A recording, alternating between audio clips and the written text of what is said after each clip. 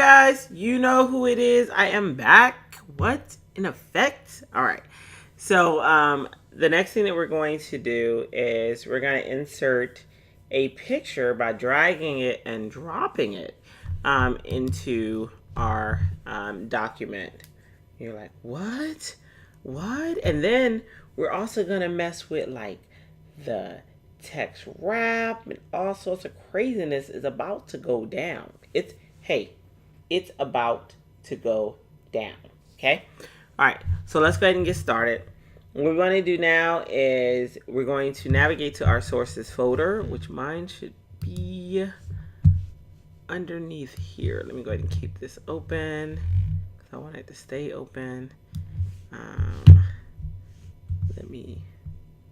There it is. All right, there's the sources. So I'm gonna try it to where I can have them both on, kind of hidden out the way, but on the screen. All right, so I'm gonna click here. Yep, all right, sweet.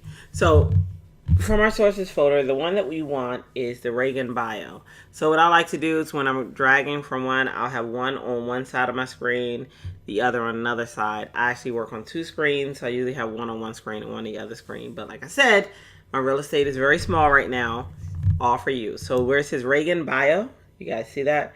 I'm just going to drag that anywhere in the document just for now, just so that I can place it. So I have Reagan bio, and notice how it automatically went into InDesign, and then notice the cursor is showing the cursor for placing multiple images. So all I'm going to do is click it, and here is my image. So now I haven't clicked it onto my screen. I just kind of clicked it to tell it, hey, I do want it to place here, and I'll place it somewhere.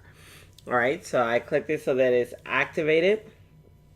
The next thing that we're going to do is I'm just going to go ahead and click it. And it's going to be ridiculous. It's okay. Don't panic. Click. All right. And it's ridiculous because it came in at the actual size of the photo. But we already know that we control this here. We control it. We tell it what to do. And that's what we're about to do. So what we're going to do is we're going to resize this. So we're going to go up to our width and height. Now for this, since it's an image and we don't want it skewed, we do want to make sure that we click on the link so that it constrains it, okay? Because if we don't, we're going to have a big crazy mess. So make sure you click on the link. All right. So with the chain or the link together or linked, words are hard, guys. All right, we're going to go up here to our width, and we're going to make this 7p5, okay? With it at 7p5, it has resized for us, and we're happy about that. Now we want this to fill the frame proportionally. We already know how to do it. Again, you guys will have a button in your panel that you learned during the demo that you can use. For me, I'm just gonna right click, and I'm gonna choose fitting, and then I'm gonna choose fit, fill frame proportionally, which is up at the top. And then now it fills in the frame for me, and I'm a happy camper. I think you're a happy camper too. So the next thing that we want to do is we're going to apply a little bit of text wrap to this buddy. Oh yeah, we're going to do this. Reagan gets a little text wrap because we're going to place it, his photo, over in this area. Now I'm going to choose my selection tool just so that I don't accidentally drag out another frame, just for me. So now with the selection tool selected, what we're going to do now is we're going to navigate to our text wrap panel. Mine is down here. Okay. We're going to click on the second option of the text wrap panel, which says wrap around bounding box. Let's go ahead and click that. All right. When you click that, you'll notice some more options came up. Right. You guys see the options that are up. We're going to change some of these options because what we want is we want this to wrap around the left, the right, and the bottom of the image. Okay, so around the left, right, and the bottom of the image, and we want it to be at 0p9. So left, right, and bottom of the image. Well, you know that if we start putting it in now, it is going to do them all at the same time, right? But here's a little shortcut. Since we're affecting 3 areas, so that I can do, I like to work smarter, not harder. So that I can do the least amount of work, I'm going to go ahead and keep it linked for now, right? And I'm going to go ahead and make this 0p9 in the first one. I'm going to hit tab so that it changes them all, right? But so that I didn't have to type 3 separate times, I only typed 1 time, I'm going to unlink it now. With it unlinked, I'm going to go for the one that I did not want affected. So we already said that we wanted to affect the top, the left, and the right. So I know that the bottom is the one that we don't want affected, right? Well, let me see. Let me make sure. No, we wanted to affect the left, the right, and the bottom. So we don't want the top, it affecting the top. So I'm going to choose where the top one is. That's this offset right here. And I'm just going to make that one 0. And now I have all 3, right, that are at 0p9. This is the bottom, the left, and the right, and the top is at 0. So I'm going to be happy with that. You should be happy with that too. And if you look at your image, you will see that there is indeed a text wrap or a barrier of protection around the photo on everywhere except for the top, which is exactly what we wanted. So we're happy campers. I'm a happy camper. I think you're a happy camper too. All right. So we're going to do now, let me make sure. Up at the top. Okay. So now we're going to position the photo exactly where we want it to go, and we want it to line up with the top of the information and to be on the right side. So making sure I'm choosing away from the center in one of the corners, I'm going to move this into place. I'm going to make sure it snaps to the top of the margin and that it snaps to the right. Now I have it in place, and look at that. See that? See that? Do you see that?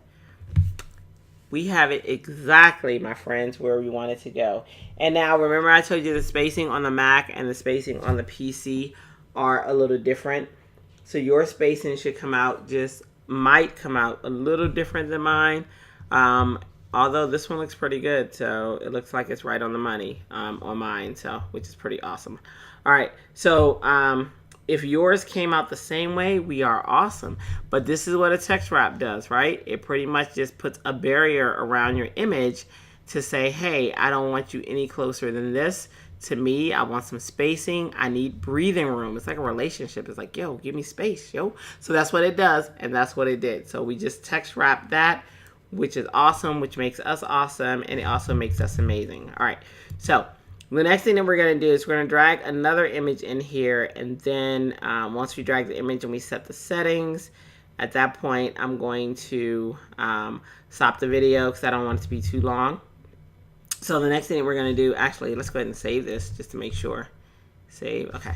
So the next thing we're going to do is go back to our sources panel, our sources folder, sorry, we're going to navigate to that, and we want this Reagan crest. You guys see that? That Reagan crest. Notice it is a .psd, because InDesign talks very well to Illustrator files, Photoshop files, and all that. So let's go ahead and just for now, we're just going to drag it in. Let's just drag it in, okay? And again, for mine, when I drag it, all it does is it just says, hey, this is the one that she wants to drag in. It doesn't place it yet, and I don't want it to place yet anyway. So I am very appreciative of that. As a matter of fact, all right. So what we're gonna do now is we're gonna click to place it. Boom. Okay. All right, and it is a little larger than we want, but we already know what we need to do, right? We already know. You guys got this. Okay. So we're gonna resize it proportionally. So we want to make sure that the link is checked up in our control panel, and we're gonna make sure that the width is 15. Now you're gonna notice that we give you the height and width. But if it is set proportionally, you're really only affecting, the width. And then the height will automatically adjust as it should. We just give it to you so that you have that information. All right. So the next thing we want to do is we want to fill this frame proportionally. You guys already know how to do that. I'm going to go to right click. I'm going to go to fitting. I'm going to say fill frame proportionally. And it does. And it's awesome. So what we're going to do next is we want this position right in the center, vertically and horizontally between this photo and between this text and between the frame, okay? So we're gonna move it over, and our smart guides are gonna come up automatically. Now, if your smart guides do not come up automatically, then you may need to hit Control U, but it really should unless you've been messing with your settings. All right, so we're gonna place that into place. We have it exactly where we want it, which is awesome. But notice that this white is not attractive, right? When we were in Photoshop, we might have forgotten, or whoever set this up didn't set it up for alpha for us and framing and stuff like that. So we need to go ahead and set that up soon. So let's hit Control S.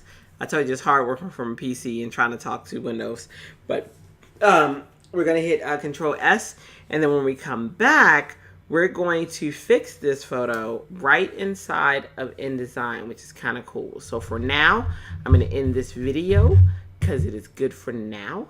And then when I come back in a few minutes, we're going to do some other cool stuff. All right, so for now, we are done with this. I'm gonna go ahead and end the video, and I'll see you guys in a sec.